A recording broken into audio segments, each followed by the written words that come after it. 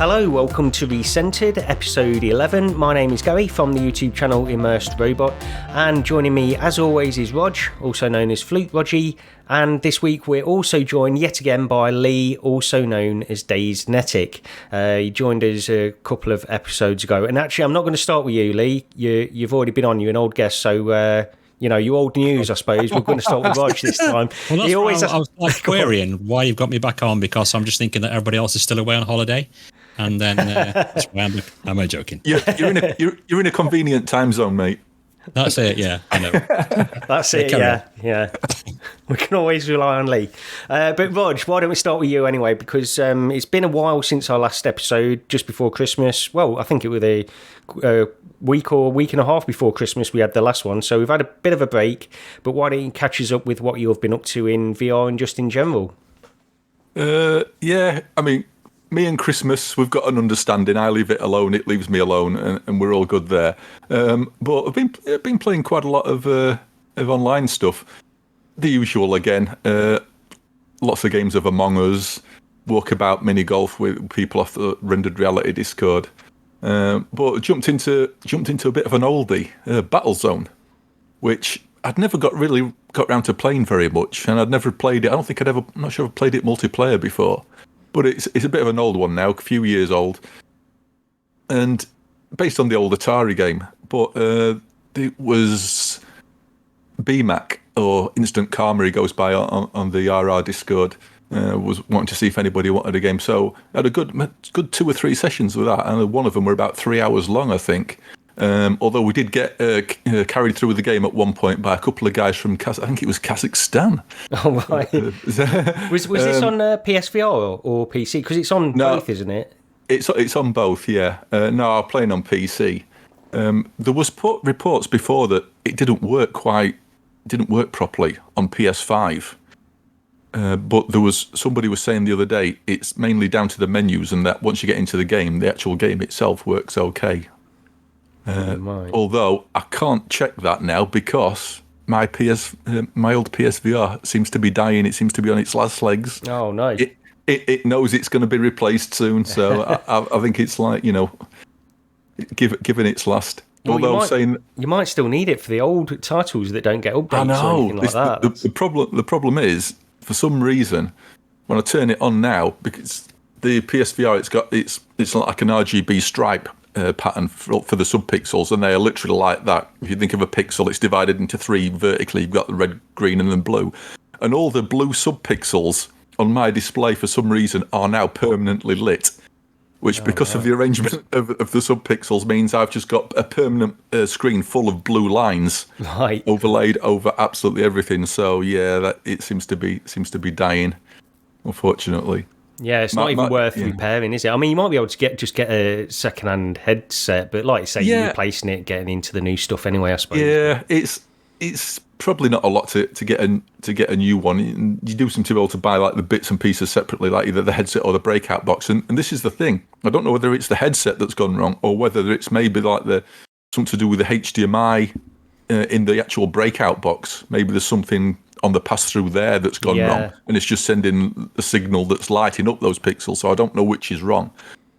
My thought was really that once PSVR2 comes out, if I'm really that bothered, I think the price of the PSVR 1 isn't expensive now anyway, to pick one up. No. But after PSVR 2 comes out, surely the prices are going to have to plummet. So I might pick a spare one up then. I'm not sure. You'd also hope as well I know that it's not backwards compatible and this whole argument and stuff that people get into, but you would expect a lot of the titles that you're going to revisit would get updates, or, well, maybe not all of them, but some of them will at least. Yeah, it's hopefully, you never know.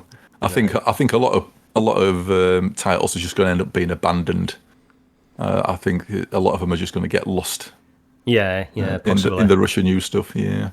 So, but yeah, Battlezone, really worth the play if you like the old Atari game brought up to date. It's on sale a lot, so just keep an eye out for it and pick it up when it's on sale.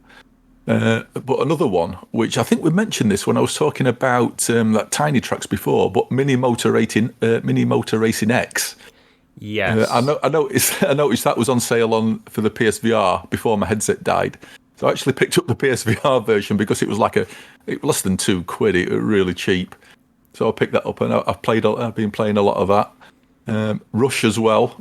Rush was on sale. I think I mentioned this one before. I can't remember. I think you did. You did mention this on one of the last episodes. I think, but because that was on sale for like less than £2 for the PC version, and then over the holidays, the PSVR version was on sale as well for like £1.20 something ridiculous. So I thought, I'll pick it up on PSVR as well, just to have a bit of a compare. So, but I ended up playing that a lot, and then finally, a couple of games which I've been wanting on Quest for a while and just never got round to, which is Yuki and Ven VR Adventure. Yuki's like a into the screen bullet hell sort of style shoot 'em up by is it Avery? How do you pronounce it? Same people who did the Pixel Rip games. Yes, Avery, I don't know. Yeah, something like how you pronounce it. But you instead of like a gun or controlling a ship directly or anything, you've got a little action figure what you hold in one hand and like this orb, which is like little outrider pod in the other. And you fly into the levels and shoot stuff, and it's bullet hell in the sense that there's loads and loads of bullets what come at you. Although I don't think it's nowhere near as bad as maybe like a traditional 2D Japanese, bullet hell shoot 'em up. Yeah. But yeah, really good, really well done, flawless frame rate from what I can see, and really good fun. Definitely worth picking up. It's like £15. It wasn't on sale over the holidays, but I ended up picking it up anyway. I'd been wanting it for a while. Did you play a demo of this a while ago? This is the one I had the problem with the trial version, where this is where we found out that if you play the trial version of a game, then the referral links for the 25% off do not work, and that's so it sort of it put me off getting it for a bit, but I gave in the end and picked it up. But but that Ven VR Adventure has been a bit of a surprise. I've been really enjoying that, and again, it's another one what runs really well. It's sort of surprising. I'm quite pleasantly surprised with how good it actually looks for a Quest game and how well it performs as well. So this one I did manage to get with a 25% off. But if you're looking for like a Lucky's Tale sort of game, but with a bit more of a challenge, because Lucky's Tale was really too easy, I think, apart from the time trials. Then that Ven VR Adventure, it's really nice. And obviously, I think we sort of don't really get many third-person platformy games.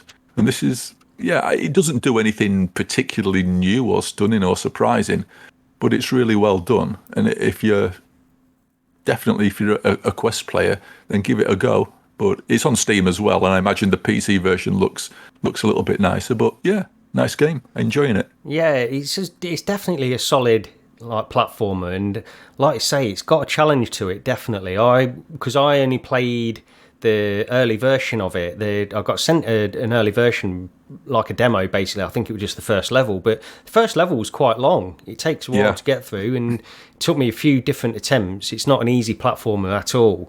I mean, I enjoyed Lucky's Tale as well, but you're right, this is far more of a challenge than that is.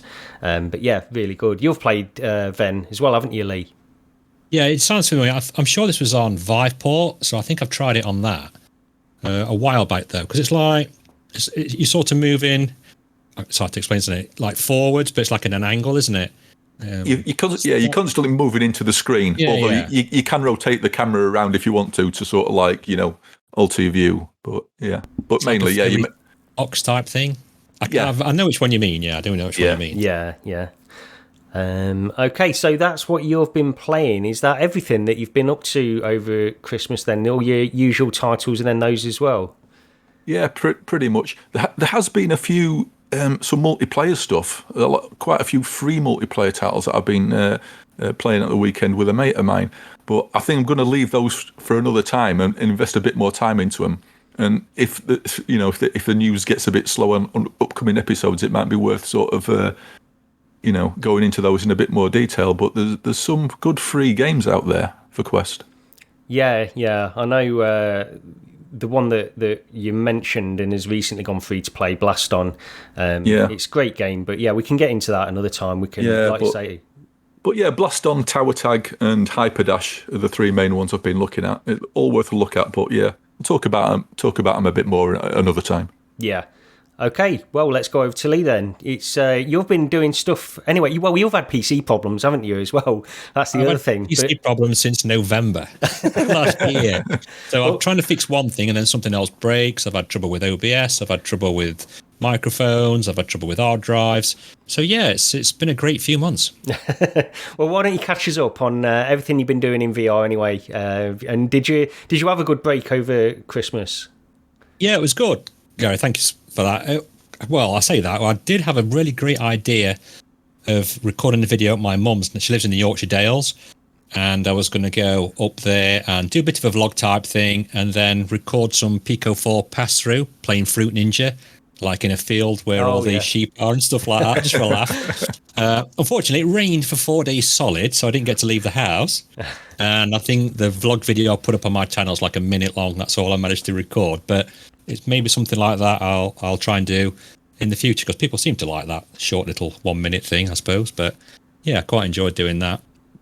Yeah. But as for games, round about Christmas, I played the new bait multiplayer update, the Castors Cove. I don't know if you guys have jumped in that one yet. I've not, no. Yeah, I did actually have a look at that over Christmas, yeah. I thought it was quite cool. I jumped in with World's Game of VR and did a little video on it. I quite like the little mini games that you get to play. You can control like little radio controlled boats, and you can play like an arcade machine, and you can sit and chat, and there's also cars you can do. So it's I thought it was quite a decent addition, and it's made by the same team that did Demio Hangouts as well. Right. So it's pretty cool to just add that in for free. I mean, the game is free, isn't it? Yeah. Apart from you can pay for like an add-on. Yeah. I quite liked it. I don't know what you thought, Rog.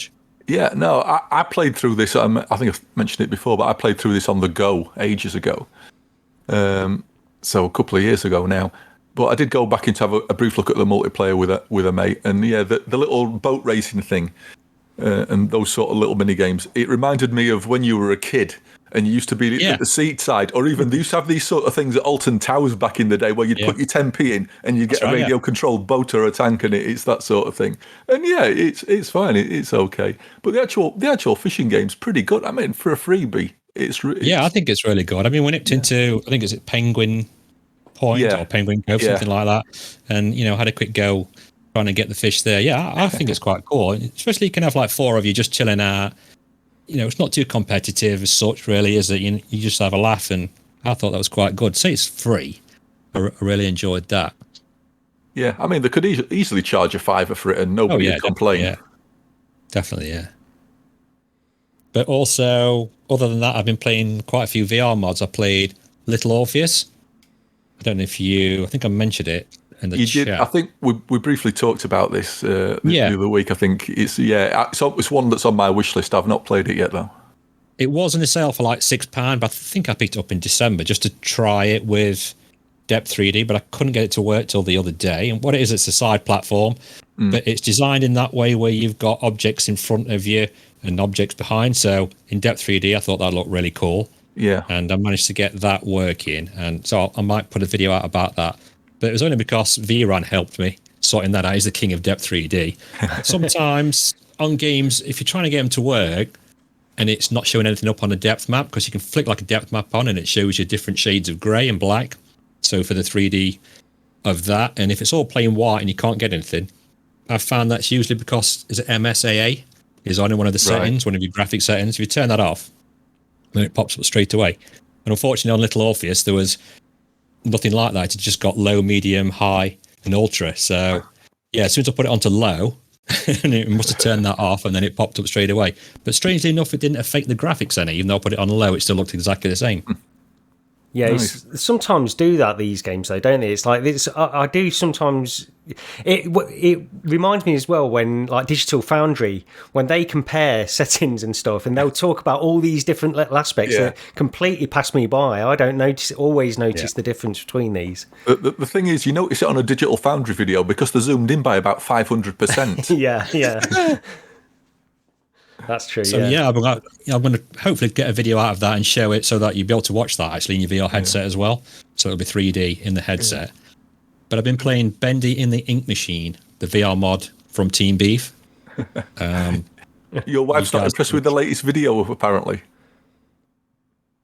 You're not impressed because I'm such a noob. I think chapter 3, spoiler alert, is about, maybe for the competent player, is around about an hour. Now, I was on this from 10 o'clock till 3 o'clock in the afternoon. Right. So yeah, that's how long it took me. I had to charge the Pico 4 twice just so I could carry on recording playing it. But so I've chopped it up. So no, she wasn't too impressed. It's a month since my last one, and she said, "Well, I've waited a month just to watch that." So yeah, I've just got to, edit all the other bits together. I did have a lot of trouble with the mod mic as well. It has totally died now, so I do get a lot of artifacts and glitching in the mic, which is just unfortunate. One of them things you don't know, do you, until you've finished recording? Yeah, but the mod itself is unreal. I think Bendy was on sale in the Steam sale as well for like £3. Yeah, Steam don't do a January sale, when everyone's ready to buy, because we've got no money at Christmas to buy all these things. No, that's the thing. So, because I've seen you do this, you've done quite a few videos on Bendy, haven't you? And so, so I don't know anything about it. It's a horror game, is it? Well, this is it. I thought it was like a kids game to start off with, like just a fun kids game. But the art style of it is kind of like that old steampunky. I said before, is it like Steamboat Willie or Steamboat Mickey, something like that? It's kind of like this old retro 30s style art to it, and everything's bright yellow. Yeah, it's like Cuphead, sort of Cuphead-ish sort of. Yeah, that's right. Yeah, that type of thing. But in VR, it's just amazing. It's a game that I probably wouldn't pick up flat screen, if I'm honest. But with it being in VR, it makes it totally different. And I definitely recommend anyone to get it. And now they've also released the mod publicly as well, so you can download it from Team Beef's GitHub. Right. Okay. Yeah. Well, I was just going to quickly say, because you've got some other Team Beef stuff as well, but I was just quickly going to mention, while it's in my head, that the looks like that Jedi Knight thing that they're working on is going to be released pretty soon as well. Oh, right. But yeah, they're working on a lot of stuff all the time, it seems. I do have the beta for that. I'm actually going to be doing a how-to video for the Pico 4 to get it up and running, Jedi Outcast 2. Okay. So you can get it up and running on that. But they also did message me, and I asked them if I could say this, but I think they've put it out as a tweet since, so it's quite cool. I mean, the amount of games, you might be interested in some of these, Rog. Yeah. Is, let me just find it. Sorry. So the ports are all coming across to Pico, and he says that they are coming sooner than later, and that Quake is pretty much done. Also, after that, they've got to update a few launchers. Then the Lambda 1 VR, which is Half-Life, is coming to the Pico. Right. Return to Castle Wolfenstein. I think they said the Doom 3 engine's the most complicated, but maybe that as well, alongside Quake 4. So that would be kind of cool. And also, I think the Raze XR is ready to go, near enough straight out of the box, which is Duke Nukem 3D. Yeah. So all these will be coming to Pico because they're all OpenXR. Yeah. I think, was it G2 put out a video the other day of Duke Nukem? Somebody did. Yeah, that's it. Yeah, that's what it'd be. Yeah, so you'll be able to play that on, besides the Quest 2, you'll be able to play it on the Pico as well. Yeah. Nice.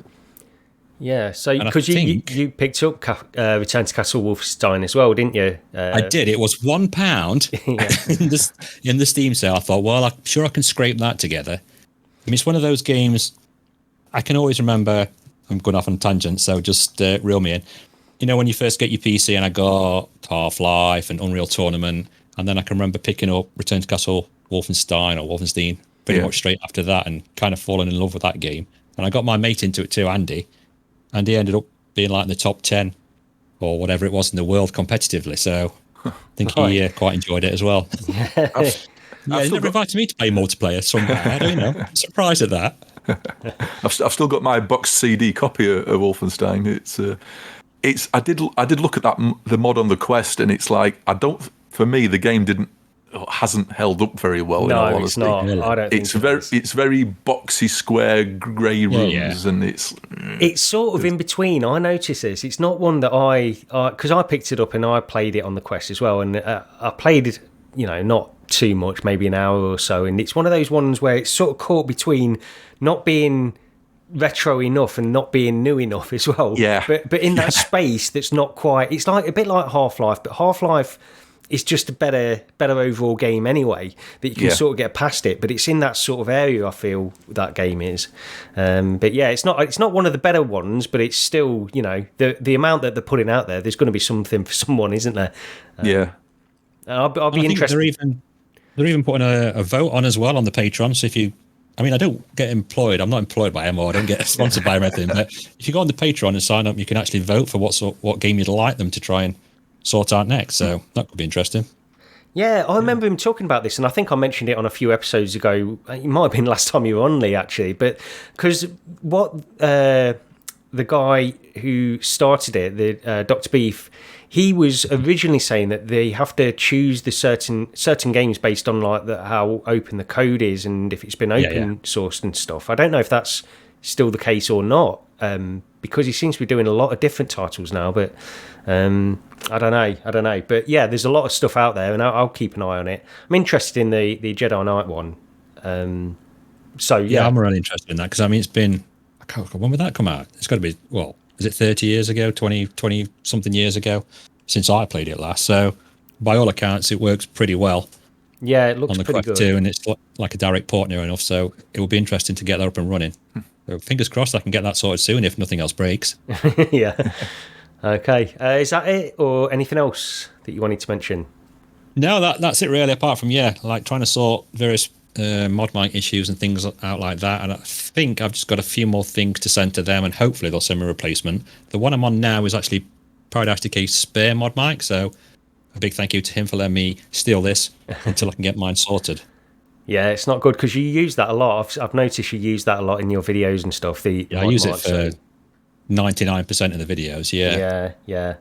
It's a good bit of kit, but not so good when it breaks, I suppose. But never mind. Hopefully you get that sorted. One of those things, isn't it? Yeah. Okay. Well, for me, I've not really played too much VR at all over the past few weeks. I went away over Christmas, so it's about a week I was away, and I took my Quest 2 with me. But when you're away, you've really not got much time. I played a little bit of Compound while I was away, but other than that, didn't really touch VR too much. But then when I got back, I did want to try the Vertigo 2 demo. So I played the original demo for Vertigo 2 about 3 years ago when it first came out, and I downloaded the new demo and played through that, and I thought it seemed so similar to the old demo, but my memory was a little bit fuzzy on it, to be honest, because it was so long ago that I'd played it. I couldn't remember exactly, but I know there were certain parts in the new demo which felt almost exactly the same to the old demo. So I thought I'd go back and watch some YouTube videos of it to make sure I had played the new demo, and for some reason I must have clicked on one that confused me, and I felt like I'd somehow downloaded the old demo again, and that explained it. But anyway, with all the confusion out of the way, it turns out I did end up playing the new Vertigo 2 demo, but it just has certain parts which are the same as the older demo. And the interesting thing with this, one of the things I wanted to mention, so I've not got my Valve Index anymore, so I play everything PC VR on my Quest 2 now. And I play most stuff at around either 72 or 80 hertz in the Quest 2. And if you play through Vertigo 2 at 80 hertz on Airlink, and I assume through normal wired link as well, it will stutter in a really odd way. Like it's almost smooth, it feels smooth, but then if you move your gun, you can clearly see in it stutter. And when I put up performance overlays on this, it will show a solid locked 80 frames per second, and I just could not understand what was going on. It was bizarre to me. And then I thought, what happens if I change it to 90 hertz refresh rate? And if you do that, everything is perfectly smooth and it's still locked at 90 frames per second. So there's something with this engine, or how they're rendering this, that means that it's dependent upon the refresh rate in some ways at least. It wasn't completely awful or anything like that at 80 hertz. But if you play at 80 hertz, I will encourage people to try it because the Vertigo 2 demo is free anyway. And then you move the gun in your right hand, you'll notice that it will sharply stutter. You can't miss it. It sharply stutters. The game itself feels relatively smooth, but it does suffer from this. So yeah, it was just bizarre. I've never come across this before. Rog, you played the Vertigo 2 demo. Did you notice anything like this at all, or? I thought my machine wasn't up to the task of actually running it. Right, because okay. I had the actual movement seemed smooth enough, and I was sort of thinking, reprojection's obviously taking case of it, but yeah, your gun in your hand was absolutely awful. Yeah. Now the first time I tried it. I was running it through Airlink, but yeah, you move your hand about, and it was just really, really bad, and there did seem to be some more than just reprojection going off. It was pretty bad performance wise. The following day I actually ran it through virtual desktop and it was a lot better, right? But I could still see it was like, it was almost as if it was almost there. There was just like fractions of a second where it was like smooth stutter, and it's like this is driving me mad. But it was definitely better than running it through Airlink. But it didn't even occur to me to try changing the actual refresh rate. What refresh rate were you running at? It was, it's probably on default. I imagine it was on 72. 72, yeah. So it would have been the same thing. So the thought only occurred to me because it just didn't seem right. I know that the way it ran before didn't seem to translate into how it was running now. And that thing with the gun was just bizarre because it didn't seem to match other things that were going on. That stutter didn't seem to match how it was. So yeah, just for PSA, just if you want to play this, I'd recommend running it at 90 hertz because it makes it better. I can't remember who it was on Discord, because the reason I tried it was somebody posted on Discord saying, "Oh, I've just tried the demo on my 3080 or 3080 Ti at 150% super sampling, and it's totally smooth. It runs brilliantly." So I thought, oh well, it should run. Hopefully I'll be able to run it with sort of like normal default values. And I had nothing but problems. But somebody else later did post that, the same, that they got the same graphics card as I've got, and they said it ran fine for them. So I'm wondering if they were. I don't know what headset they were using, and so therefore I don't know what their refresh rate was. Yeah, or maybe that's it. It might be, and because I tried all the different graphical settings, it didn't make any difference to the stuttering at all. So and also, if something's not right, if the monitoring tools are telling you it's running at a locked frame rate, and yet you're still getting this stutter, so something's not right there. Definitely. So Vertigo 2, but anyway, quickly on the demo itself, I did feel like it wasn't quite as polished as I was expecting, and all I will say is, because this is a single developer, as far as I know, there might be other people involved in it now, I'm not 100% sure, so you give them a little bit of leeway based on that. I'll just say, really from my point of view, just rein in your expectations for what this game is, really. It's certainly not bad, and there's certain parts which are really polished and really flawless in many ways, but there are also a few little janky things that I noticed even in this new demo, which might be resolved by the time it comes out anyway. But I'd just say keep your expectations in check for what the game is. I don't know. Amazing, right? Wasn't it on one of the showcases? Because I mentioned it. Yeah. Once I realised and went to Google what it was, and I thought, it sounds familiar, and I realised that the first one may be motion sick. But yeah, it just looked quite impressive on the trailer. It's a shame with what you're saying. Maybe it's something they can sort out. Well, hopefully it's something they can sort out before release. Yeah, and I don't think everybody will feel. I think my expectations are probably a bit higher than what generally people will expect from it. Anyway, I don't know, but I just wanted it to be a little bit more polished than this demo turned out to be. But it's still good, still definitely worth keeping an eye on, and it's something because it's got so many of these sort of Valve and Half-Life inspired little things going on in it as well. That you can't miss them. Really, it's heavily inspired by that. But yeah, it seems one to keep an eye on, regardless of what my impressions of the demo were at this stage. Anyway, the other thing quickly to mention before I get on to one thing I do want to talk about is the Falconeer VR, which I picked up again, last time when Lee was on the show, you mentioned this, didn't you, Lee? Yeah. The Falconeer. So I had a VR update. So I jumped in very briefly. As I mentioned, over the past few weeks, I've not played a lot of VR, but I did spend, probably about 40 minutes in the Falconeer just to see what it was all about, really. And it's pretty good. There's a lot more to it than I was expecting. I was expecting basically just a standard sort of linear dogfighting kind of game. I didn't know a lot about it, but there's quite a lot of depth to it in terms of it's got like this open world, and there's these little missions that you go on as well in between. You have to explore the open world to unlock different areas, do different missions, as well as all of this dogfighting stuff as well. So very early on, but I will say it surprised me, and it was cheap in the sale. It was only a couple of, I don't know, about £6, something like that in the Steam sale.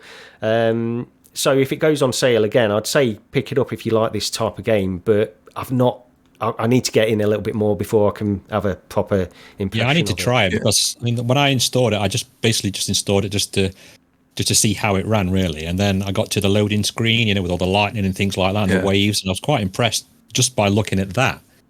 And the force feedback in the controller was pretty cool as well. So I'm looking forward to trying to get into there at some point. I'd actually forgotten about this because I picked it up over Christmas as well. I think I've probably had about a couple of hours in it. And I definitely want to go back. It's a nice looking game. Yeah, it's very pretty looking, isn't it? Yeah, I was surprised it actually ran all right on my old 1080 Ti as well. It ran fine. So. Yeah, and it does look good. It looks nice and sharp, and it looks nice. Yeah, that's the seascape and the sky and everything. It's got a really good look to it. Yeah, one thing I'll ask you then, if you've played a little bit more than me, what did you think? Do the missions is it more sort of fetch quests and stuff like that? The missions, or is there any? It seems to be. Yeah, it seems to be basically. From what I've seen so far is you'll get a go and check this out or patrol this area or escort this ship from one place to another. Right, okay. That sort of thing. I don't know whether it expands around on that or not, but it's just the environment. It's just really nice to be in. It's like a very cartoony kind of anime kind of style, hasn't it? Yeah, so it's sort of in between. So it's not like cartoony, but at the same time, it's not realistic. It's got a definite look to it. Yeah, it's worth keeping an eye out. Anyway, I would recommend it if it's on sale. I don't know, it's probably about £15, something like that, usually. So it's like out of the blue, wasn't it? Because this game been out for like 2 years, and all of a sudden they've just gone, oh, by the way, we've just done a free VR update. It sort of came out of nowhere. Yeah, I didn't know anything about the game. Do something like that. Right. But the main thing that I played, once I got back from my break away over Christmas, I came back and we received keys for Maskmaker before Christmas. And so I wanted to get into that. And Rog and I don't know if you've played Maskmaker, Lee. I think, like, briefly, again, when I had Viport, I was just banging every single game on, trying to see what they look like. And this is going to sound really dumb of me now, and people will be sighing, but this is the one where you paint the masks and put the mask on, and like you go to different sort of world type things. Is that right? That's exactly it. Yeah, that's what it is. So it's like it's a puzzle game, basically. I want to get my daughter into it because I'm trying to find games that she'll play. I'm trying to get her into VR, but she doesn't like the Quest 2. But now I've got the Pico, you see, she might get more into that. So I think that's something that my daughter quite like to play. Yeah, it's nice and slow paced. I will say, just describing quickly what it is. It's a puzzle game in VR where you have to create these masks, and then as you put these masks on, they're almost like VR headsets, really. It could be called VR headset maker in some ways, because you put these these masks on, and they'll transport you to a different location, and then you have to solve a few little puzzles in this location, get different pieces and find the blueprints for different masks, go back and forge those, and then you can progress through this other virtual world as well. And that's really where it is at the moment where I am. I've played around about just over an hour of it so far, and it's one of these games which is, it's a puzzle VR game, and that's the vibe. A lot of these games seem to have a very similar kind of vibe in some ways. You play them in VR, they're slow pace, methodical puzzle games, and they've got this atmosphere and this ambience, which this has as well. I think the mechanic of creating these masks and progressing through the game by finding the blueprints and collecting parts to create these masks is quite interesting. But at the end of the day, I will say it feels very VR puzzle gamey at its core without that mechanic. But Rog, what did you think of this? I must admit that when I first started playing it, and I mean, I've seen videos of it before, so I had an idea of what was going off, and I was never really that bothered about picking it up. But yeah, I started playing it, and I think for some reason I was stuck in that with that expectation of I'm not really going to enjoy this. I'm not really going to like it. I mean, I like adventure games, I like puzzle games, but what really sort of gets to me is when you don't have other characters to interact with in an adventure. Yeah. And this seems to be pretty much like that, because I've not played much of it, probably as much as you have, maybe. And when I was first playing it on Quest, I was like, I'm really not enjoying this. I need to play more, but I don't want to. And I put it aside. And then I can't remember if I was going through my Steam library or I was looking at something, and I realised, that's it. I wonder how much the PC one is. Looked on the store, and look, I've got it. It's in my library. I thought, why is it in my library? This has already been in a bundle. Right, on PC. I can't remember whether it's Humble or Fanatical or whichever one it was, but it had been in a bundle before, and I've picked it up. I've picked it up at some point, registered it on my Steam library and promptly forgot. So I booted it up on Steam. Got to the point where I'd got to on Quest and sort of kept going, and my opinion of it's sort of quite changed from I really don't like this to I might actually come back to this. I'm enjoying it more now. It took me just getting past the first sort of land you go to, the sort of way you sort of like it's lots of water. You buy a beach, you're picking up the shells, to create the new mask and everything. And that area, it just didn't impress me. It sort of changed once I'd got past that and onto the sort of like that. It's like a forest Swampy, area, yeah, like a swamp. Yeah. And it's and you have to correct parts to make a potion so you can get rid of these overgrown areas so you can progress further, etc. I don't know. It just started growing on me more when I got to there, and it's sort of like it's one of those. I think I could go back to it now. Yeah. But again, I've not played that much of it. So I've heard one or two people say they quite enjoy it, but I mean, I don't know how many levels. How many masks is it? Is there quite a lot, or it seems like quite a few, to be honest. You get like these boards that you have to complete. So it's like the Pimax of masks, then. Yeah, that's me off the headset list. But I wonder if that section with the swamp, Rog, because that hooked me a little bit more than that first section, but it's leading you in slowly, I suppose, that first section. But then once you get to the swamp, you find that you're only progressing a little way before you find a new mask and you have to collect these parts. It's sort of a bit more fast moving, I found, those sections. So you're going backwards and forwards between the worlds quicker to create these different masks. Whereas in the first section, it just took, like the tutorial, I suppose, for making these masks, it just took a bit longer. But isn't it that one where you like starts off and you stood outside in the rain and you go into this shop and then you have to get inside the shop, and that's I thought that was quite clever how they did that, instead of just like starting you off, give you a little bit of storyline to it. Yeah, it's the thing with it. You stood outside the shop and there's like characters inside and you can hear them talking and arguing and you see the silhouettes on the window. But again, that seems to be about as much you've seen so far for any other characters, and it's like the problem when you haven't got inhabitants in a world, the worlds just feel empty. I think this is a problem with a lot of indie games, especially in VR as well, though, because to create a world and environment and stuff like that, you can get so many different assets, but the problem is with NPCs and stuff, they really, I think that it just takes a lot more work to get NPCs into a game and stuff, doesn't it? I would imagine anyway. And you do see that a lot of indie developers that are doing a lot of the really smaller games in VR, they do sort of cut corners in some ways of having these NPCs in there that you interact with. But I know what you mean. Just look at Hubris for like how bad their NPCs were. It's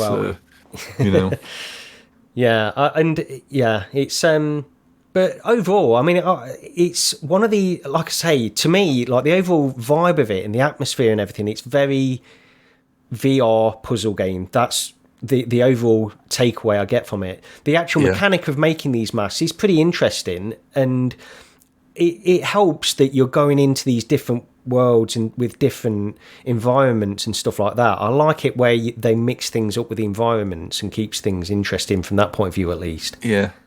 I mean, if you're looking for a... Sorry, go on. Is it made by the same devs that did that? Is it a Fisherman's Tale or Fisherman's... Yeah, I think it rings is. a bell. Is it? It rings a I bell. think so. I think so. It could well be. Should have researched Googled it actually while you were talking. Okay. It's probably something I should have done. But that I would say, like Fisherman's Tale is probably a better game overall than what I've played so far of this. But that's not to say the Maskmaker is not bad necessarily at all. I enjoy it for what it is. I think part of it is just sort of almost exhaustion from playing. You get a VR puzzle game, you know what it's going to be. It's going to be these kinds of puzzles, and that's what it is. But I think to redeem myself, they are both by Vertigo Games. Right. So.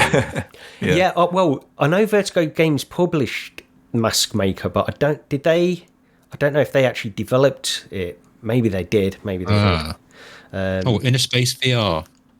Yes, that rings true. But either they're way, both. Inner Space VR, yeah. So they're both. They are both anyway. Either way, yeah. Okay. I googled it. Yay me! But yeah, I mean, if you're looking for a slower paced sort of narrative game, because I mean, it does talk to you quite a lot. There's like a guiding voice that tells you things as you go through, and you want something that's slower paced. You're not going to get hammered with combat or rushed. Something you want to take at your own pace. Then I mean, take a look at it. Yeah, I can say that it's I mean, it's a puzzle game, so people that like that kind of stuff will probably really enjoy it, and it's just probably my own sort of fatigue of that kind of game that's probably coming out more than anything at the minute. But that's it. I mean, they've both got high scores on Steam as well. They're like 9 out of 10. So Well, I've heard other podcasts talk about this and other like YouTube channels, and a lot. I think the consensus is pretty much unanimous that it's a great puzzle game. So it's probably me being grumpy again as usual. I mean, Fisherman's Tale. I absolutely loved that game. I mean, it's a very short game, but it had lots of different and neat ideas. Straight from the off. Yeah, it wasn't slow at introducing you to new things and changing things up. In that regard, it was really good. It was just a very short game. I think that had a genuinely unique game mechanic at that time as well. That's the thing. This one, it's a little bit, because we've seen stuff like this with virtual reality in some ways. So I don't know. It's not that the mechanic in Maskmaker is bad or unoriginal necessarily. It's just that I think we have seen similar things before, whereas with Fisherman's Tale it was just completely once you get your head around that game mechanic, it blows you away really.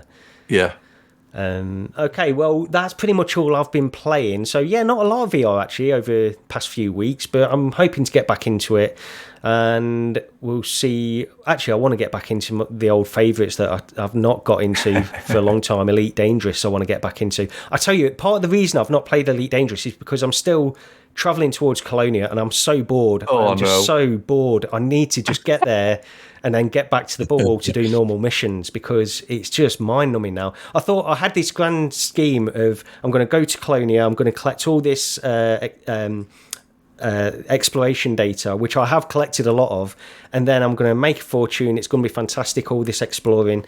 But no, I feel like I've been doing it for months, and I think I have actually, to be honest. No, go on. So I would say I had the same idea at one point of setting out and doing the run to Colonia, and I thought, shall I do it? And like you, it's like all the data you could collect and sell, and then I thought, oh no, it's just it's I'm still about 200 jumps away, I think, from Colonia. So that's another good, 2 or 3 sessions in Elite Dangerous, and then I'm just going to get a lift back on one of the freighters, because I'm not going back that way. It's just that's another game I've got to play, because I've had it for quite a while. I did buy it quite a while ago, probably when I got the Rift S to play it, but I've never really tried it other than like the quick tutorial thing. Saying, like, trying to finish games, I'm still trying to finish Lone Echo. I'm like halfway. I don't even know if I'm halfway through that with how long it takes me to play games, but by the time I do finish it, it'll probably be a vintage classic. so 2 or 3 years until you get around to finishing Red Matter then? Yeah, but I've still not played any more of that since I've recorded it. So these are all things I've got to try and get a crack on with. Yeah. Yeah, we've always got these games though that we sort of start and then want to get back to, and it's always something else comes up again. So yeah, I've got those games. Asgard's Wrath is mine. I don't play it. Do you know what I mean? I don't play them, and then because I want to give people my first impressions because I've not played them before. Yeah, yeah. Like I mean, you even mentioned like on Twitter, I've not played The Last of Us ever. Yeah. So when that comes out on PC, I was going to play that, and people are like, "Oh, you're in for this, you're in for that," and then. A couple of people kind of gave a few little plot things away, so I thought we should not. Well, you got to be careful. Yeah, that makes that game that the plot of and what happens in it makes it. So yeah, you want to avoid that if you can. I'm not sure of the engine on it. I don't know if you both know it. Is it an Unreal game? Unreal Engine? I don't know. No, it won't be because it's Naughty Dog. I think it's proprietary engine. Oh, right. Yeah. I didn't know if Prey Dog's mod is when it brings the Unreal mod out. I don't know if that'd be able to. But if it's not Unreal, then no, it doesn't matter. No, I'm pretty sure it won't be. It's Naughty Dog have their own engine, I think. Yeah. I started playing that on PS3 and never finished it. Then I bought the remake on PS4 and never finished it. Now there's a new remake. I'm not buying it again, but there's a TV series now, so I think I'll just watch that. Yeah, I am going to watch. I absolutely love the game. I like Last of Us 2 as well, really. I think the first game is better, but yeah, I think Last of Us 2 is good. But yeah, I'm going to watch TV show as well. I can't wait for that. I think the story is fantastic though. And it's not the most original story or anything like that, but it's just really well done. Yeah, the Naughty Dog stuff are always really good, aren't they? The Nathan Drake stuff, and they're always really, really clever. Yeah, I mean, this is it. It's like the Uncharted games are some of my favourite series, and I thought what I played of The Last of Us was just as good. I mean, no spoilers, but that opening chapter, you get to the end of that opening chapter, and there's a bit of a. It's like, oh wow, that's like that, proper gut punch moment. It does, it opens really well. Then you have a little bit of a slow bit, and then it just fantastic game. I absolutely love it. Okay, go on. I was just about to say, there's something we've not got on the list, and it's out. What day? We're on Tuesday, so it'll be out on Thursday. It came out of nowhere last week. Grid Legends releasing on the Quest this week. Yeah. It's like, where did that come from? I've not heard anything, and then all of a sudden somebody went, "Oh, this is on the store." It's like, huh? Yeah. And 31 gig download. So if you're still stuck on an old 64 gig Quest, you might have to be freeing up a bit of space there. Yeah, that's Medal of Honor territory, isn't it? I think what was that? How much was that? 40 odd gig Medal of Honor? Something like that. Yeah, so it seems like it's going to be a pretty big game, and hopefully it'll run well. I think that's the big question mark, isn't it, at the minute? Yeah. How it runs and how it controls, because one of the things, when you look at the trailer, it doesn't really explain how it controls or anything, and I'm not a big fan of holding my hands out in open air as a steering wheel. I don't really like that. So no, it doesn't work for me. No, hopefully it'll have sort of analog stick controls as well. But yeah.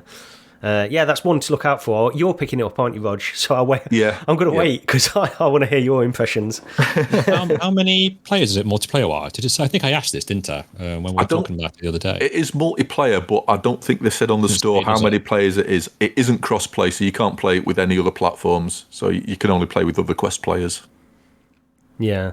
Well, yeah, we'll keep an eye out on that one anyway. I think a lot of people will be picking it up, so we'll get some impressions pretty quickly on that. But hopefully it's good. I want a good, decent, serious racer on the Quest 2, because kart races are great, but, it's good to have all the genres filled, isn't it? I mean, I don't think there is a proper racing game, is there, on Quest? No, I can't think of one. No, not as far as I know. Could be on to a winner if they can get it right. Yeah. It'll be down to that performance, though. It will, That's the thing, isn't it? Especially when there's, like I said, we don't know how many people's playing, but even if there's like 4 or 5 of you, it's going to be a big thing, isn't it? Having them all. It's it's going to be tough, and it's also, even in single player, it's the amount of competitors that you'll have on the track at the same time. Because when you look at, do you remember GT Sport on PSVR? They didn't. Is it just one competitor that they had on tracks in VR mode? You could race against one other car. Yeah, so I don't know if they'll be doing the same thing. It doesn't look like it, because there were multiple cars on the track and stuff. But we'll see what they can pull off. Quite impressive. Yeah. Okay, well, we'll get into some stuff about CES, because there's been a lot of content creators and stuff going there, and finally we've been getting some more hands-on impressions, I should say, from a wider sort of cross section of the VR community with a PSVR2. But before that, we had the Sony presentation, the PSVR2 presentation at CES, which was only very short, but they did detail and announced that Gran Turismo 7 was going to be a launch title for PSVR2, and also that Beat Saber is also confirmed to come to PSVR2 as well. So before we get on to some of the other impressions that have come out from CES on that headset, Lee, what do you think? Gran Turismo 7? Now, this is the thing. I'm probably going to get laughed at again. I'm pretty sure I've only ever played Gran Turismo, the very first one. Right, okay. If that's the one that came out on the original PlayStation. It was. Is that the one? It was that the one you had to do licenses for to, Yep. your A license, B license, things like that. So, I mean, I'm probably not the best person to ask about that, but the fact that they're just bringing a free upgrade to that for PSVR 2, I think that's going to be quite cool for them. That's got the game. Do you know what I mean? Yeah. It's a long overdue announcement, though. I think everybody's been waiting for this since. I think it was hinted, though, wasn't it? People kept hinting about it, and it was in the rumour mill about it for quite a while, quite a few months. So there's been a lot of stuff in the rumour mill over time, though. This is a problem, and it's like but Sony have just dragged it on and on and on. It's that presentation. It was. I mean, I think Without Parole were doing a live stream at the time. Gamertag was doing a live stream. Everybody into PSVR 2 was doing a live stream of this presentation because Sony had put this, like, had shown their sort of like the thumbnail for their presentation as somebody wearing a PSVR 2 headset, and everybody's thinking, oh wow, this is it, there's going to be loads of information. Yeah. And there was barely anything. The worst thing, about 5 minutes, I think, in total, wasn't it? If that. The worst thing was when they announced the guy who's coming onto the stage to talk about PSVR 2, they showed like a PlayStation sort of like, trailer sizzler reel type thing, which had like God of War and Spider-Man and Last of Us and all these other things in there. And people were losing their collective minds thinking, oh no, this is all gonna... No. Not at all. It's just... Yeah, I mean, Gran Turismo's definitely a welcome one, and it's about time. Well, what they should do, with regards to all them other trailers, though, is they ought to release, or I don't know what their plans are with it, because they did announce this hybrid VR mode as well with games, and which implies that a lot of the flat games will be playable in VR through an update or something like that. And more details on that would be really welcome as well. I think people are really waiting for that kind of stuff. But it needs to happen. I mean, I think we've got, is it 30 or 31 confirmed launch titles now?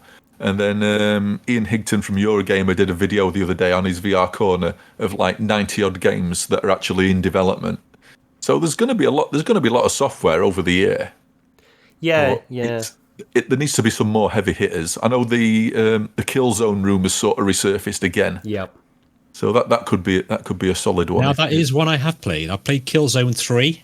Right. Yeah. I think it was Killzone 3. So I'm not sure if that was PlayStation 4, and I did complete that. So that was PS4. Yeah. I think Killzone 2 were PS3. I was quite impressed with Killzone 3. I thought it was a really good game. Yeah. Yeah, I've not played a Killzone game, to be honest, but I know what they are, and it would be great to get something like that in VR. I think a lot of the problem is with a lot of the titles at the minute with PSVR 2 is, of course, they're sort of ports from Quest. Not all of them, but the big titles that are coming out, I just want more stuff like Gran Turismo, and of course the other ones that they've announced, the Resident Evil 8 and those kind of stuff. I know everybody wants these kinds of games as well, but if we can just get more information on that hybrid VR thing, I think that would satiate people that are complaining about there's too many Quest ports, because I think at least then it gives you an option, a new way of experiencing all these games. Imagine Spider-Man in VR, just like where you can look around. It doesn't necessarily, of course, it won't have motion controls and stuff like that, but just to play that game within VR would be something that a lot of people... I mean, Paradise Decay and you, Lee, you'd both... Mm-hmm. You both experiment with that kind of stuff in terms of like depth 3D and Vortex and that kind of stuff. It's really good in depth 3D. But if you do subscribe to Luke Ross's Patreon, he's just an update for that as well. Oh, yes. So for the I think it's Real VR mod, you can play that, and I'm sure it looks amazing. I always struggle with Luke Ross mods on my PC. I don't think it's powerful enough, but he's bringing out is it AR2 and various little tweaks, so it'll run at double the frames for less the power and things like that. Something like that. Don't quote me. No, I was going to quickly mention, because you brought up the loot box stuff. I struggle sometimes because I've only played a few of these mods, and the GTA 5 one, I really liked. And if you run that at high refresh rates, you don't notice that alternate eye rendering quite so much. It's still there, but it's not as bad. But that alternate eye rendering is really a problem for me at lower refresh rates. Like even 90 is a little bit too low. Yeah. It just blurs too much. And that AER2 is supposed to help with that, but I've not tried it. I don't know if... I think Dr. Greg's been using it for his Final Fantasy VII remake videos just recently, and he's getting crazy frame rates. I know it's got a 4090, not everybody can afford to have a 4090, but I think it's making a massive difference. So, I may try them again and see what sort of frame rate I am getting. It could be my PC though, again. Yeah, they are demanding anyway, either way. Even the GTA 5, I mean, that's, 2013 game or whatever. Well, not on PC, but you know what I mean. It's an older game, and even that is pretty demanding with that mod. So, I played Stray. I played that, and I mean, that's kind of like a wow moment. I played it in Depth 3D as well, but there is something about Luke Ross's mods, whereas I don't know what sort of magic they do, but yeah, they are quite impressive. Yeah. But the other thing with CES was some of the PSVR2 impressions that people were having as well. So we got impressions. Well, actually, Rendered Reality, Sean and Tyler were at CES, and they both tried PSVR2. And then, of course, we had some impressions. Well, there were a lot, but Brad Lynch tried it as well, and plenty of other people. There's too many to mention, really. But they all seem generally positive on PSVR2. Even Brad, who is traditionally sort of a PC VR nut, really, he seemed really impressed with PSVR2. I think the main complaint from people was some tracking issues from what I saw, but I think they were saying that because of where it was, that it was just so busy and there was not many points to lock onto and things like this, or the Sony representatives were saying that this would be fixed before launch and stuff. But that was really the only major negative thing. Did either of you guys? What did you guys think of these impressions? Yeah, I mean, overall, pretty positive. The one thing I will say is that the reports of the sort of like the 60 to 120 hertz frame reprojection, which I know Upload reported, and maybe one or two other people at the time, does seem to be a thing. Now, some people can see it, some people can't. I know Wes from Virtual Strangers said he saw I think on PSVR without parole, he said he saw zero reprojection when he played it. Brad, on the other hand, said it's kind of spoilt it a bit. Yeah. So he could easily see it, and some other people have seen it as well. So it's definitely there, and this isn't a new thing. It's there on the original PSVR 1. Now, some people say they can't see it, and I absolutely believe them. I can see it. It's clear as day for me. But the thing is, I think it's a very personal and subjective thing, because it's like, people can argue all day, is it there, isn't it there? Well, I can see it, so it's definitely there. If somebody says they can't see it, I can easily believe them, because it's a bit like me and frame rates.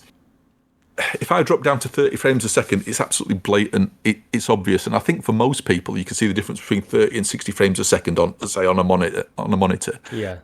With me, if I go above 60 frames a second, honestly, it's lost on me. 99% of the time, I can't tell. Yeah, where a mate of mine can tell the difference between 60, 90, 120, 144. It's blatant. It's blatant to him. Whereas with me, it's just lost. I can't see it. Yeah. So it's a very personal thing. So there's a lot of arguing about, it does have this issue, it doesn't have this issue. Well, if you can't see it, then good for you. If it don't bother you on PSVR 1, you're going to be more than happy with PSVR 2. If you can see it on PSVR 1, then you're going to see it on PSVR 2. The thing is, it's also a developer choice between graphical quality and frame rate, because if they, instead of using the 60 FPS reprojected to 120 mode, if they design their games to run at 90 FPS at 90 hertz or 120 FPS at 120 hertz, and obviously you're going to higher the frame rate you go, the downgrading graphical quality you're going to take, But if you can run it at that native 90 or native 120 mode, that reprojection problem goes away. So it's an absolute developer choice. And I really hope more people take advantage of at least the 90 hertz mode, so we don't get that reprojection problem, because it just looks a lot nicer. Yeah, I think that's... See, the thing is, if supposing we never had any other VR apart from VR that was reprojected in the way that the original PSVR was, and you just accepted it like, this is what VR is, this is how it looks, you probably wouldn't have that big a deal with it. It's only because you know that native frame rates are better. And honestly, so here's a question, Rog. If it's the same as how the original PSVR handled it, which was 60 up to 120, and that's not that incidentally is the reason why GTA 5 that I was talking about earlier, using the alternate eye rendering method, by using that kind of 120 refresh rate, it reduces the amount you notice it, because the refresh rate is switching so quickly. And by using reprojection from 60 to 120, it's better than 45 to 90. You won't notice it as much. And the original PSVR, for me, it was there and you can see it, but you sort of accept it as a limitation of that system, and it didn't bother me as much as when I noticed that kind of reprojection on something else. But if it was as bad as the PSVR, would that ruin your experience, Rog, or would you just live with it? It would. If I thought it was going to ruin my experience, I wouldn't have pre-ordered it.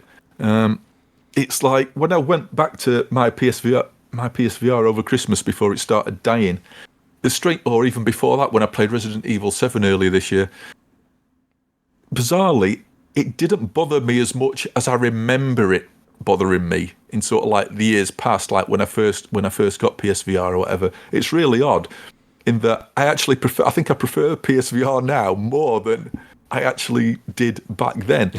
I don't know whether I sort of look at it as more of like a retro headset, and so I sort of accept the faults, and it didn't really bother me as much. So yeah, I mean, I can live with it. I'd rather it wasn't there, but at the end of the day, it's the software, and more than anything, the software wins out regardless of what headset it's on.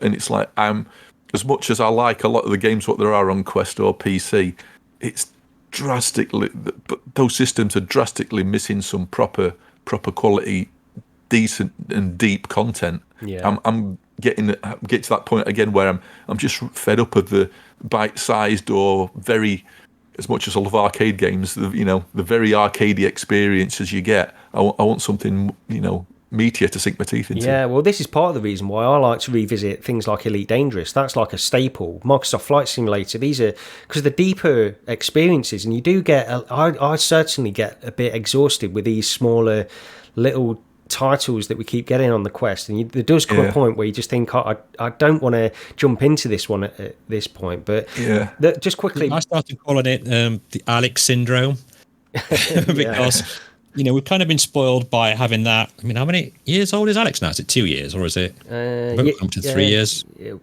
be coming up to 3 years. I think it was April 2020, was it, or around there? Because that was this is what VR is going to be like. Every game's going to be like this type of thing that we all thought, and it's kind of not worked out like that yet. But I'm hoping they do get back to something like that in the future. Do you know what I mean? Yeah, definitely. Just quickly as well, while I'm on the video version of this podcast, I am showing some footage from CES, which Sean from Render Reality, it's from their channel, just to let you know, just to credit them, because they kindly allowed us to show some of his Sean playing PSVR2, and it seems like he had some like really positive impressions on it. I think he did mention what did he say? There was some visual artifacts as well, chromatic aberration or something. I've heard that mentioned as well. Chromatic aberration, a bit of mirror possibly, so that could be interesting. But that could be an OLED thing.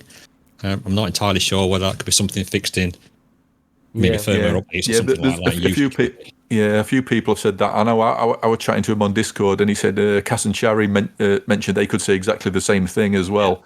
So there's people can see, say not flaws, but like you say, OLED comes with its own problems. You might get these really vibrant colours and nice deep blacks, but you've then got to deal with sort of black smearing in certain areas, which if anybody remembers the old DK1, that was really bad for that. People had the same sort of problem on the CV. Some people had the same problem on the CV1 as well. And then you've obviously got the Miura problem as well. But again, that's the cost you pay for using OLED.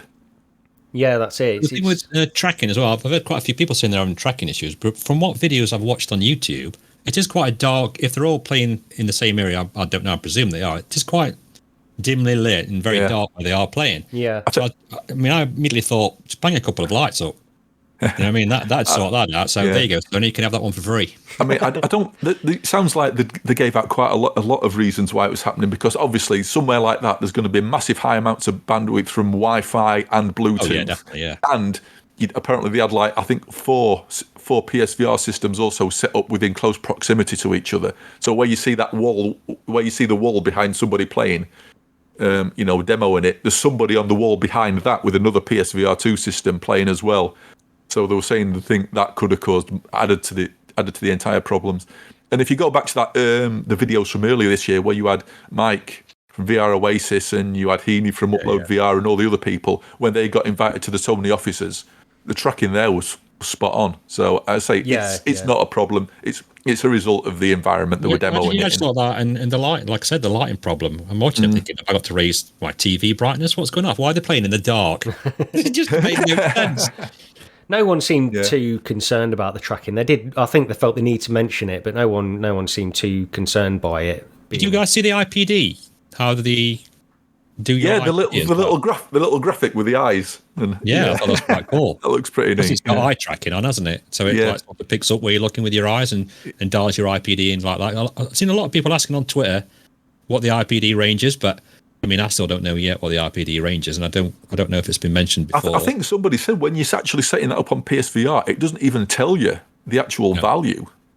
It just sets it to what it thinks is, you do go through the calibration thing, it sets it to what it thinks is right, but it doesn't actually tell you what it is. Right. It's like foveated rendering, and eye tracking. And how much is it? 500 and what? Yeah. Is it I can't remember. 529? Oh, 529. Yeah, just for the. It's about five. So is it 580 with the Call of the Mountain, I think. With the bundle, yeah. I mean, for the technology, what's in it, I don't think you can go wrong. I've also heard people mention, it's got Fresnel lenses in, but I've not heard anyone say anything about God rays or like light smearing or anything. They've all said it's pretty clear in it. I think, there's a couple of things with a Fresnel lens because it's a bulky headset. Fresnel, didn't it? I don't know if I'm saying it rightly. Believe me. Yeah, just Fresnel lenses, right? Yeah. But I think it's the bulkiness of the headset as well. This is what people mention now and again. I've noticed with it, and I think the thing is, because a lot of these headsets coming out, the next one that we'll talk about actually uses pancake lenses, and you can get these smaller form factors, and I think it does have a slightly bad look on PSVR2 because of that. It is a bulky headset, but at the same time, you mentioned, Lee, some of the technology that you're getting in this headset, regardless of that, it justifies that price. And I've said it before, I think if this was a PC VR headset, people would be jumping up and down and trying to get hold of it. They are, by all accounts, it's quite comfortable as well. And I know, I mean, from my personal experience, the PSVR is one of the most comfortable headsets I've ever had on. And if it's anything like that, and it's also got haptic feedback right in the headset. Yeah, as well. I was going to mention it. It's going to enhance it. If this was a PC headset, people would be paying 800 quid to £1,000 and wouldn't be complaining. No.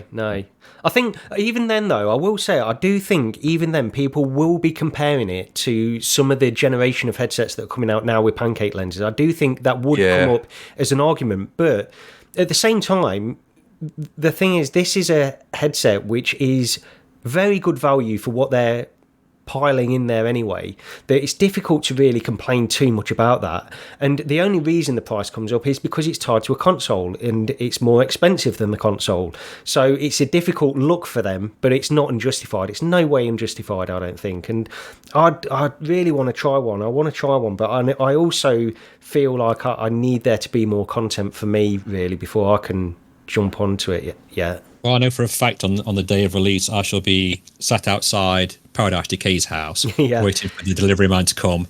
And I'll say, I'll sign for that, dude. And then hopefully I can have a go on it. But yeah, I'm sure he'll let me know when he's got it. Yeah. But just quickly on the one I was alluding to there, the HTC Vive XR Elite headset, which was also announced by HTC and demoed by a number of different people as well. This is a standalone VR headset, pancake lenses, sort of going up against the Quest Pro, it seems to be, but it's $1,100, although over here in the UK it's £1,300, which that includes the taxes. Usually, I mean, we're used to taxes, isn't it? Yeah, but over in the UK, usually, even though we have to add VAT in and stuff like that, we're usually used to sort of an equivalent dollar price in pounds. Yeah, dollars but pounds, the economy's not good at the minute, is it? So I guess that's where sucks here. Yeah. So £1,300, but it's 1920 by 1920 per eye resolution. Pancake lenses, as I mentioned. It's got a diopter adjustment running with an XR2 chip. It's got color pass through a single color RGB camera. But it doesn't. I don't think it's got stereo correction. It's not got depth correction in there. I thought it had got a depth sensor on it. It's got a depth sensor, but not Yeah, it's got a depth sensor, but they've not stereo corrected the actual feed from the camera. I asked Sebastian from MRTV this on Twitter, and he said it's not depth corrected, so it's only running that single stereo camera. But the depth sensor on it is being utilised for sort of room mapping, SLAM room mapping, I imagine. And I suppose they could do an update or something like that to implement something like on the Quest Pro to, I don't know. I saw someone try and Demio on it. Yeah. If it's what I'm thinking of, so...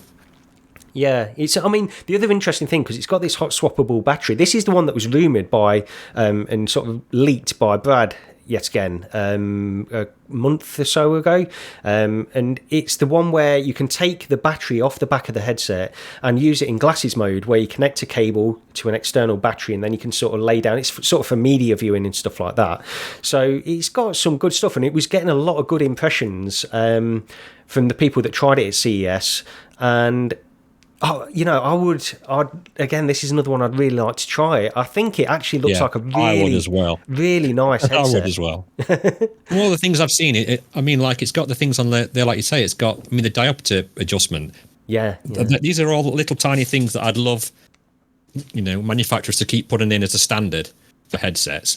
Things like that, the pancake lenses, and it looks kind of like maybe half the size of half the thickness of the Pico 4, so we're going down again. Yeah, did you see the size? Get into that area. The size comparison. Somebody did a size comparison diagram, and this looks like half the size of the Pico 4. Even it looked. I mean, it's ridiculous. And you know what the Pico 4 weighs nothing when you've got that on. So to have something like that on, it's still it looked pretty good. I mean, this it does. It looks like a really good headset, but it's still too expensive for me, unfortunately, what I'm looking at the moment. So same as me. I'm not able to afford anything like that. Yeah, it's there's anything over $1,000. Yeah. I keep saying it, but it's got to have something that's game changing for me to spend that money again. I mean, I'm not even going to go on about the index. I'll shut up. Good, do that. Okay, but yeah, I'm starting to see all these little things in different headsets, but I want all these things in one headset. Yes, yeah. Do you know what I mean? Yeah. I'd love some OLEDs. I'd love some diopter adjustments. I'd love the depth sensor, stereoscopic, easy for me to say. And pancake lenses, super light, swappable batteries. I'm easily pleased. Yeah, well, I was thinking, because the Quest 3, that's probably going to have, almost certainly pancake lenses. We don't know about some of the other stuff. We don't know. But, I'm just thinking at this point as well, we don't know exactly when the Quest 3 is coming out, but probably best guess is towards the end of this year, around the Connect time, we would think. It's usually when they give the old, you can pre-order and they're available now while they're doing the live stream and stuff, don't they? So yeah, and people, I'm thinking about which headset to pick up next. I think I'll probably pick up one headset at some point this year. Rog is going to probably direct me towards the PSVR2, and that's probably a good decision. But at the same time, I was thinking, with the content that I'm looking at on the PSVR2 and what I want to play, I'm still thinking I really need a PC VR headset, an upgrade to a PC VR headset. And I just wish the Quest 3 would, because the reason I say that is because my staples, Elite Dangerous, Microsoft Flight Simulator, these kinds of games are the ones that I go back to again and again, and I want to get the best experience I can with them. The PSVR 2 is not going to offer me an upgrade to those titles. That's the big problem that I'm facing, and I would love to have a PSVR 2 and an upgrade to a PC VR headset, but that's probably not going to happen. So No Man's Sky on PSVR 2. Yeah, that is a good point. Yeah, because I would love to try that as well. That would be good. I would love Elite Dangerous, because they're not going to do that. Frontier developments are not really focusing on VR at all anymore, but they could get that running on PSVR 2 if they wanted to. But yeah, anyway, we'll see. It's all these different VR headsets. There's one more that I'll quickly mention, the Shiftall MeganeX. I don't know if you saw Brad's video on this. He wasn't impressed with this at all. There was a few issues with it. He said it was actually worse than the last time he tried it, but it's an ultra compact PC VR headset, 2560 by 2560. It's got inside-out tracking, but I think they were using Steam VR tracking because they couldn't get the tracking to work properly or something along those lines. And even if you do want to use it with controllers, it has to use sort of Steam VR track controllers anyway, so you need base stations, and it's $1,700. So it seems like it's still a bit of a work in progress, according to Brad anyway. But is this dated for release this year, or is it just are they just showing what they've got so far because it was a CS? Do you know what I mean? I don't know when this is released. I don't see any. It seems like a hefty price tag for the average person. Oh, do you know what I mean? Yes, yeah. I mean, because they do it seems like they do, because they do two versions, a business version and a consumer version, but the consumer version is $1,700. Yeah. So yeah, it just seems crazy. I'm just looking on the news sites now to see if there is a release date. No. So yeah, the consumer price is $1,700 in the business edition. That's just crazy though, isn't it? Yeah, no one's going to pick that up, surely. It's going to be even more expensive, the business version as well. So yeah, I don't know. I think that we just need to keep an eye on it. This is the one that uses pancake lenses, but also micro OLED. So this is usually using a different kind of display as well. I believe. I hope I've got that right. I'm pretty sure that I have. And I think I saw the same thing as well. I mean, that's the displays I want. Yes. Keep those displays and let's mix it with some parts from the HTC Vive XR and then some bits from Quest Pro, and then there we go. Mash it all together and give it to us for $400. That's what we want. That's what we want, isn't it? Yeah. These prices. Well, I mean, there is a $350 headset coming out. What Brad had a go of. Did you see the Soul Reader? Oh, is that the liquid? What is it? The e-ink. E-ink. Yeah, that's it. Basically, that's it. Yeah. I mean, technically, it's a HMD because it's head mounted and it's a display. But yeah, basically a head mounted ebook reader. Yeah. Which seems sort of crazy. I don't know. It's like I thought, is there a market for something like that? Why would you want that? And then I thought, well, sometimes, I mean, I like books, but I'm not opposed to a Kindle because if you're in bed, Kindle's really handy. Yeah. Yeah, but even then, you've got you've got a hand out the duvet that's getting cold. So I thought, pair of glasses on your face, just looking up, reading your book. You've got a good point there, Royce. Because I mean, I don't know how many. There's got to be millions and millions of people that have Kindles, right? And use them on a regular basis. So it's untapped market for them. Yeah, that's true. This seems to be a guy who's a co-founder of Anduril, Palmer Luckey's defence company. Oh right, okay. Who's done this? And if you actually look at his name tag, the actual company name underneath, I think it was like Sindarin, which is like one of the Elven languages from Lord of the Rings. So he's gone the Palmer Luckey route of naming his company after a Tolkien creation. Wow. So those are, I mean, there were so many other little different headsets that came out of CES, honestly, but after a certain point you sort of blank over. I think those are the main ones that we've mentioned, to be honest. So we'll leave it there on CES. I won't even get into this other story. There was a very brief thing about the Intel Meta partnership for low latency Wi-Fi for PC VR, which I thought was quite interesting, but we don't need to really talk about that. It doesn't seem like it's for everybody anyway, but they do say it. Let's just quickly mention it, because it does say it reduces wireless. I quite cool. Reduces wireless latency from 30 milliseconds to 5 milliseconds, which brings it to in the article on Upload, I think it was Upload, it said that it brings it in line with the wired link latency. The reason I put this in, actually, is because I'm getting a few little frustrations with Airlink and stuff like that lately. And I just would love a more consistent and reliable Wi-Fi connection. And it's part of my hope for something like the Quest 3 as well, that it'll have Wi-Fi 6E included, and you can get a better router and then get even better wireless performance. But yeah, what did you think? I'm one of the lucky ones, really, because I'm kind of in line of sight. I'm looking at my router now. I'm a few feet away. I'm literally, I could touch my PC from where my arm is. So I've never really had problems as such with that. But with you saying you have a bit of issue with Airlink, I did used to get quite a few every time there was a firmware update, or they even broke Airlink for I think 5 weeks or 6 weeks that I couldn't put any content out because I didn't have a link cable at the time, so I was only using Airlink and using Quest 2. Not that Meta ever admitted to it, well, apart from the day before they actually released the firmware update. So, yeah, it could be something Meta's end. I'm not saying it is. Don't take the lawyers on me, but I've had a lot of issues with Airlink after certain updates.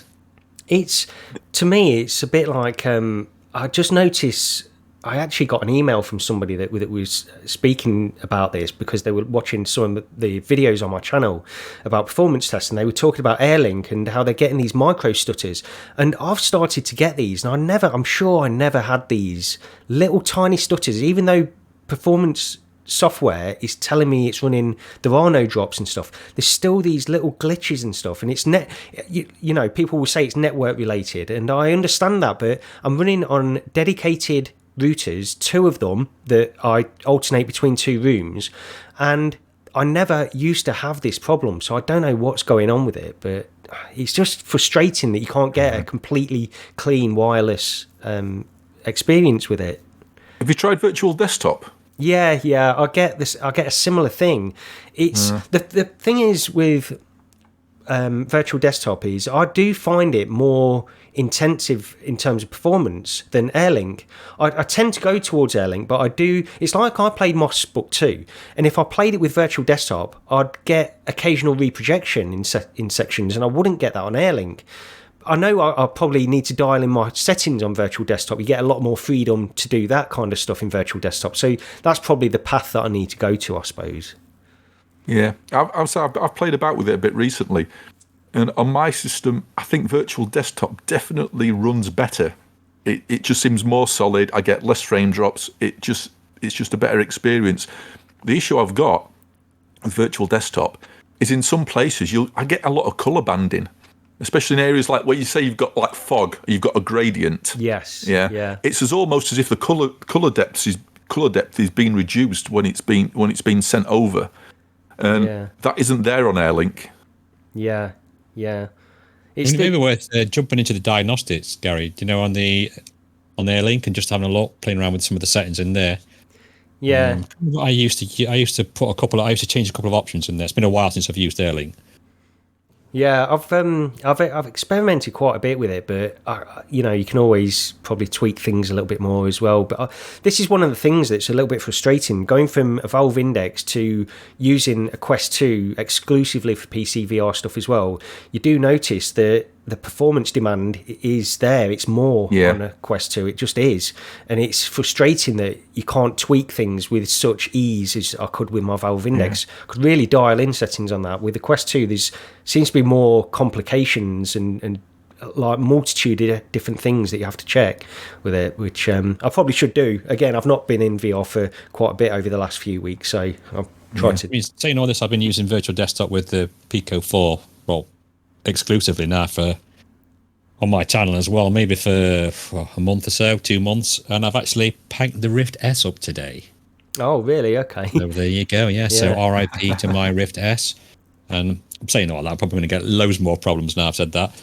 But yeah, I've just been using that with virtual desktop, and I've not had any issues at all, really. Yeah. Go on. So I was about to saying RIP to your Rift S headset is a good segue. Yes, that's true. Yeah, that's a good. Yeah. We'll get onto that. Yeah, because the Quest 1 email went out. Lee, I think you messaged Roger and I, didn't you, on the Discord? Yeah, I was a bit concerned about like screenshotting it and putting it on Twitter or anything in case legal repercussions or whatever. But when I was on about doing it, I think Nathan tweeted, and then all of a sudden my feed was full of it. A lot of people not happy. A lot of people saying it's understandable. Few people really giving Meta what for. But now I've had a day to sort of chill and think about it. I think, yeah, it's probably the right thing. I think, I mean, it's something what you really should have seen coming, and it's pretty much expected. It's Meta drop old headsets, and they've got no qualms about doing so. The thing being with this, killing off Quest 1, some of the things they're saying is it's going to, and I should have had the actual quote up. There it is. I've got it up here as well. You'll still be able to use your Quest 1 headset and all the available apps. They won't be shipping any new features to it, and they're going to continue maintaining the system software and bug fixes until 2024. The downsides, or the major downsides, are going to be you won't be able to be there. Can't speak. You won't be able to create or join a party anymore, and Meta Horizon as well. That's pretty much a goner. Yeah. But because look, the Meta have already shown off their new advanced avatars, what are going to be coming at some point in the future, and the visual upgrade to Horizon as well, etc. Did people expect all this stuff what Meta's focused on to be able to run on a four-year-old mobile chipset now? It's obviously they're going to kill it off, and it's going to happen again once we've got Quest 4 announced. I'm pretty much sure they'll end up shelving Quest 2. They're going to have 2 headsets at a time, and give people time to move over to the current one before getting rid of the old one, and that's going to be their business model. Yeah, I think I mentioned it, didn't I, when we were talking. It looks like this is like 4 years, isn't it? So maybe they've got a 4-year cycle for each of the mobile headsets as such. Yeah, with the looks of it. It is kind of disappointing because it really got me into VR as such, the original Quest. But it was just the email that I thought, as we look to the future, we remain committed to supporting the community of Quest 1 users, but you won't be able to create a party or join anyone. Yeah. You know what I mean? It's like, well, that's, yeah. The thing to remember here is you can still use your apps, and it's not you can't play multiplayer, it's you can't create an Oculus or join an Oculus party. You can still jump into a game and play multiplayer from within the game. Yeah, it's just the features outside that on the main dashboard that are going away. I think, it's not really that surprising to me either. I think it's just because with products that we're used to going back years, really, I think just consumers do expect a level of support longer than, is it 4 years or 5 years? It's 4. 4 years, yeah. They are continuing software bug fixes and security patches till the end of this year as well. I was quite surprised that they were even going to do that. Yeah, I think it's just the level of expectation, but they're moving quickly with all this stuff. I didn't expect, honestly, them to bring out a Quest 2 as quickly as they did after the Quest 1. I never thought they'd move that quickly with it. So this is probably just a sort of I don't think even they planned on that themselves, but after the success of the original Quest 1, they wanted to get a more solid headset out there for people, and we might not move on quite so quickly from the Quest 2. We don't know yet. We'll see what happens. But this might just be because of how the Quest 1 came out and the repercussions of the Quest 2 coming out so quickly. And a lot of people, the vast majority of people who own a Quest 2 rather than a Quest 1 anyway. So the user base is much smaller on that headset. Do you think that with them, because apparently the support, all the support ends in March. Yeah. If you look back historically, back to the CV1 and Rift S, etc. Okay, the CV1 initially, that end of life in March as well in 2019. Yeah, and the Rift S and Quest 1 came out 2 months later. Right. Yeah. So now, Quest 1 is getting killed off in March as well. Do you think there's any chance of Quest 3 turning up in May? Oh, could be. Hope so. Got me thinking now, Rog. I don't know. I'd still edge towards. I mean, the thing is, what that would be is because they'd have a gaming showcase at some point, won't they? Yeah. And unless they want to announce it at that kind of event, do we know when that gaming show? They do tend to love their old meta events, though, don't they, to announce things? They do. Yeah, but with I was just wondering actually, because it would in some ways make sense, because the Quest 3 would presumably be more focused on like a Quest 2 replacement, which is a gaming focused kind of device. It could make sense to have that kind of product announced at the gaming event earlier in the year, then Quest Pro, a new version of the Quest Pro announced at the event later in the years. I'm not suggesting this year, but at the Connect in 2024, something like that. It's a thought. I'd still probably edge towards the Meta Connect as being the date, though. It's what features they're going to put in it as well, and what price they're going to go for. Now they've seen the PS VR2 at $550. Do you think they'd be looking at more like something like that if they're banging foveated rendering and maybe eye tracking? I don't know if that would be included. Yeah, I think a Quest 3 is going to be 500 at least. I could even see him going 500 for like the base model, and maybe 700 for the the extra RAM, for the extra storage. It's definitely going to have pancake lenses, isn't it? Oh yeah. Well, that's the thing that. Yeah, I think Boz said a few months ago that it will be between 300 and 500. Yeah, that's what they're committed to. So I mean, hopefully it won't go above 500, but. I mean, it wouldn't surprise me necessarily, but I think if they can get it for the same price as the Quest 2, then obviously they'll do that. But they'll be cutting out features. It will have pancake lenses, but it won't have eye tracking and. No, it'll be similar to the Pico 4 type thing, where it'll just be pancake lenses. And, I think high res screens. I think it'll have high resolution, and it will also have the XR 2 Gen 2 in it. But I think that's what the rumours are. Yeah, that naming convention, it doesn't help. No, I'm pretty sure that's what the rumours are. And also the rumours are that it'll have stereo pass-through colour cameras as well. But we don't know about that, because things change, don't they, so rapidly. We know that from the Quest Pro, where they removed the depth sensor at the last minute as well. So we'll have to wait and see on all that. It's all speculation anyway, isn't it? So it is. Okay, well, I tell you what, we'll leave it there this week. We've gone on a little bit more than I expected based on some of the stuff, because I wanted a load of news to come out of CES, and we've got a fair bit, but perhaps not as much as I was expecting. So I think we've done pretty well with that. And thanks, Lee, for joining us again this week. It's been great having you on. Anytime, guys. It's a welcome. Yeah, we'll so everybody go over to Lee's channel, Dazednetic, check out his videos. So your Bendy VR mod, Chapter 3, that's the latest one, isn't it? That's the latest one, yeah. The Bendy videos, I think they've done well for two reasons. Because I think they've had about 5,000 views between them. So, I mean, I usually average about 100 or 200 views a video, but I think I released them the same time that the second Bendy game came out. And also, I think my thumbnails are pretty cool, so perhaps people are clicking on them for that. That's it. That's what I'm getting anyway. You're going to get typecast as a Bendy content creator now. That's it. As a what? How long it takes me to do it, yeah. That came out well. Nice. Oops. Okay. Well, that's it anyway. But yeah, Rog, anything else you want to finish up on before we get out of here? No, not really. Just to say, Tim, if you're listening, this episode's been an hour shorter, so hopefully you've only had to walk your dogs twice to get through this episode instead of 4 times that it took you for the Christmas one. So he listens while he's walking his dogs. He does. Yeah.